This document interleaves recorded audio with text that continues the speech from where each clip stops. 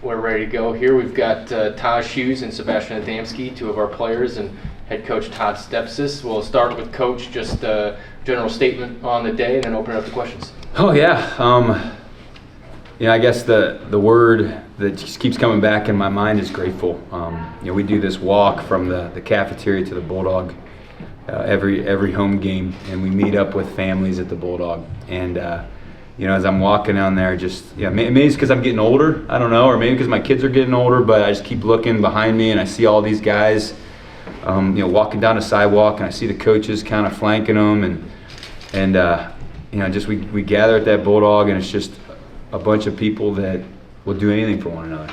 And so, I think that game, it really showed up, so, you face some adversity, you don't play great offensively in the first half.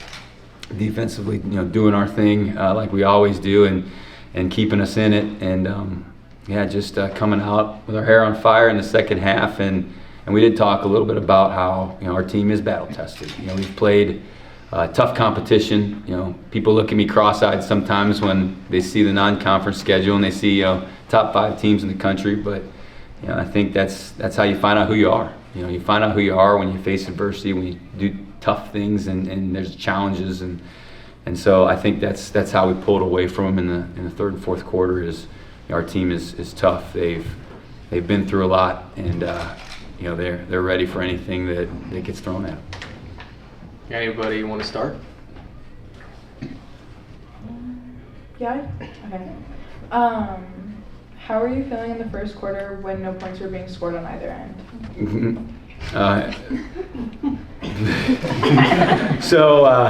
That's never a good feeling. Especially when you move the ball a little bit, and then if a drive on offense stalls out, and it's nothing that the other team really did. So whether it's a drop pass or a missed read or a poorly executed assignment, that's where you get a little bit frustrated. But 60 minutes, 4 quarters, it's a long game, and so I think you have to take the good with the bad in that first quarter. So if things are kind of sputtering along, you just got to realize that there's a lot of football to be played, and just to keep swinging and playing one snap at a time. We talk about the scoreboard doesn't matter until the end, and so as long as you continue to play one play at a time, things usually work out. Coach, how did the stops on 3rd and 4th down change the energy of the game? Oh, man. So they call our defense blue magic. And so, the magic is in the effort and how they play, but with that is energy and attitude too. And so, when they're digging in and teams are having to, they have to scratch and claw for every blade of grass that they gain. And so that's exhausting. And so, when our defense is out there, you can just feel the buzz, you can feel the energy, and the offense, special teams, man, everybody feeds off of that. So we're really, really fortunate to have a coaching staff on that side of the ball that gets these guys ready to play, and then a group of guys, like Sebastian here that they light it up, man. It's a lot of fun to watch them. Coach, what was working best in the first half versus the second? Which was working better in the first versus second? In the first half, we saw some opportunities to get down the field in the passing game and play action, and so we missed one of those early. That was our one turnover of the day.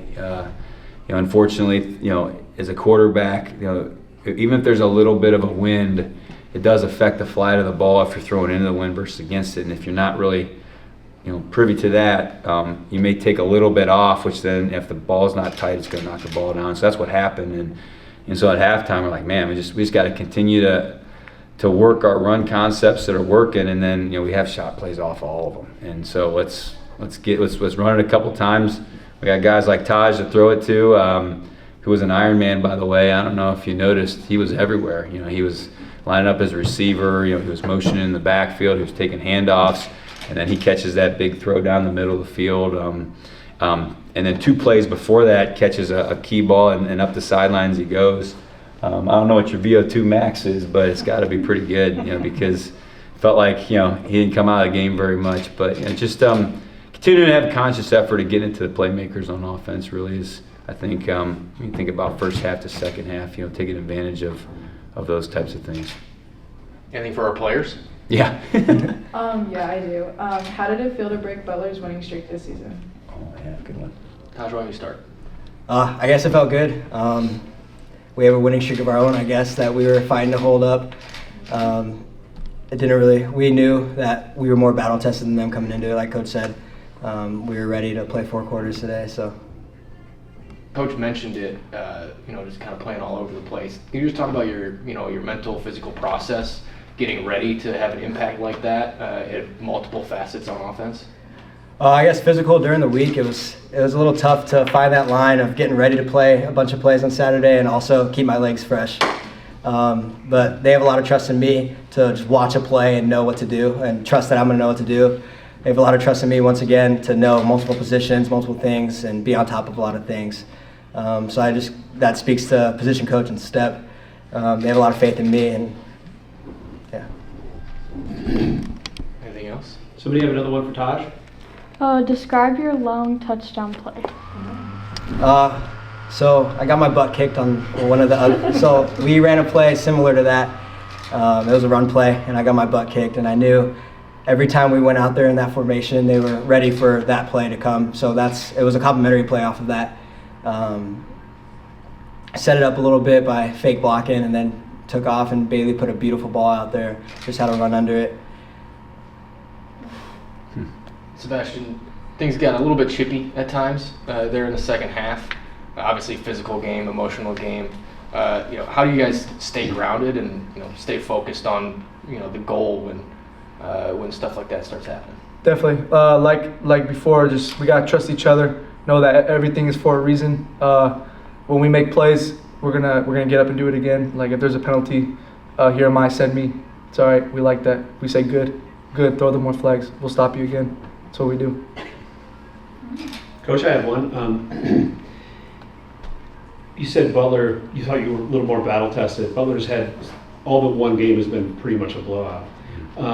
Second half, what kinds of things did you see that maybe lent to that theory that maybe you were going to have the upper hand when it got into the third and fourth quarter, still going 100%?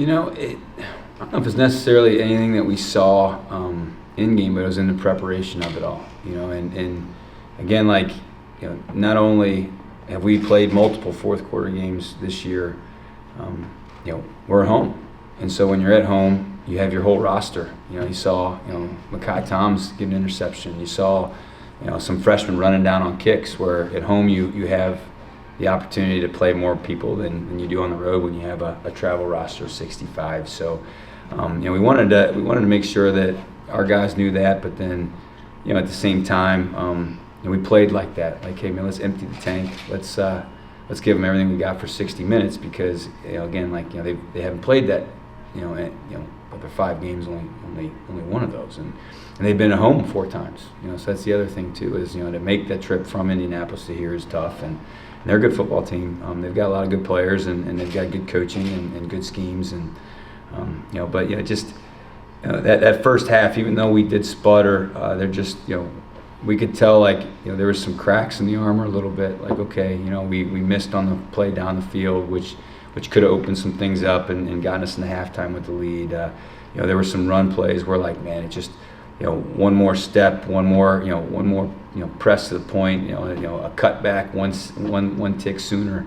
That 5-yard play might turn into a 20-yard play. If we're following our second puller, we're able to hit an explosive as opposed to just get 5. So there's lots of those little things in the first half that we just wanted to come back to in the second half, and then you also got to trust your guys to make the plays, and then they've done it, man. Luke's throw to Taj, that's, I think, one of the things that's really valuable lesson to learn in life is that there's always another play. And so, that throw going in that direction was the exact same throw that Luke threw an interception on in the first half. And so he has another opportunity to make that throw in that direction. The same, and it was a perfect ball. So again, there's, through the good and the bad, there's always going to be another play. There's always going to be tomorrow. And I think our guys are really doing a nice job of continuing to play hey, we're going to try to be perfect, but we know that it's impossible to be perfect. So we just know that, hey, you know what, there's a lot of opportunities to be our best, and we just got to do it one snap at a time. I think that's a great note to end on. We'll let these guys go celebrate. Thank you. Yeah, awesome. Thank you guys. Thanks, guys. Thank you. Carson, you're going to have to